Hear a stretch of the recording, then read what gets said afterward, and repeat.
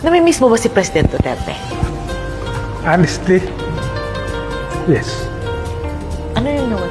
Alam mo, kaibigan ko talaga siya.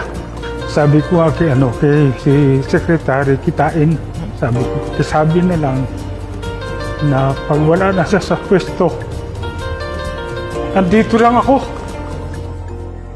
PRRD was always a father figure, not only to me but to all of us. My special story about this is that when I had a miscarriage, he was very considerate and he was very concerned, and he let me to take time to rest and recover from the incident. He also tried to comfort me with his words and positive perspective. So I really appreciate that. Dalawa palaging sinasabi niya. Tomorrow will take care of itself.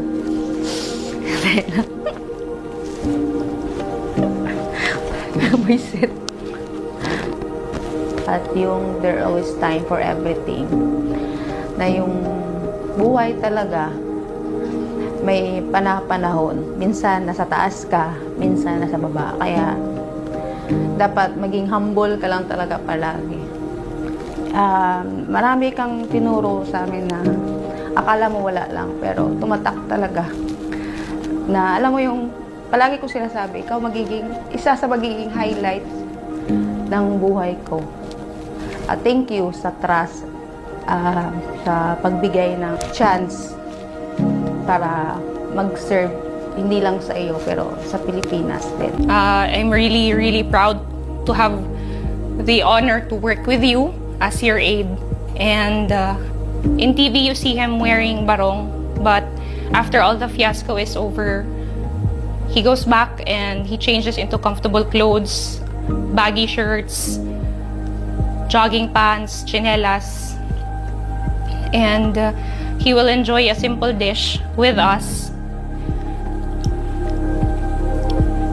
He is the kind of person na pag nakikita mong kumakain, sobrang ganado, kahit na yung ulam bulad, parang pati ikaw gaganahan kasi papaisip ka, parang sarap ng bulad, kakain na lang din ako.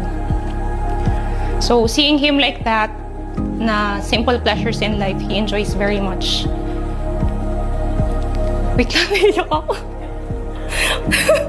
Brizet! I will always remember all the lessons you've taught me throughout my career and for the rest of my life.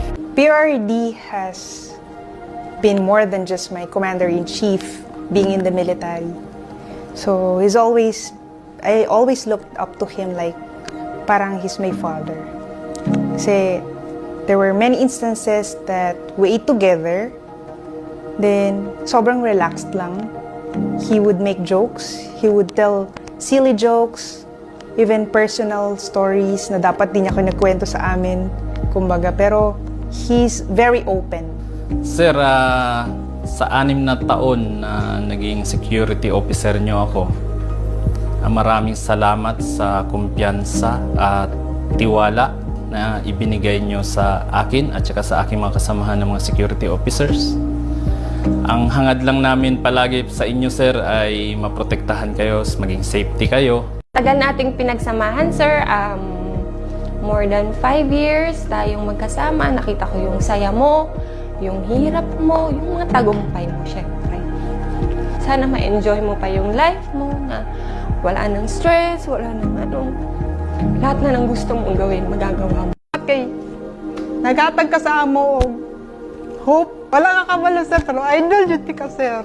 Kasi idol kayo ka, sir, dili kayo tungod sa imong leadership o sa imong nabuhat sa amuha, kundi tungod sa imong pagkamaayong tao.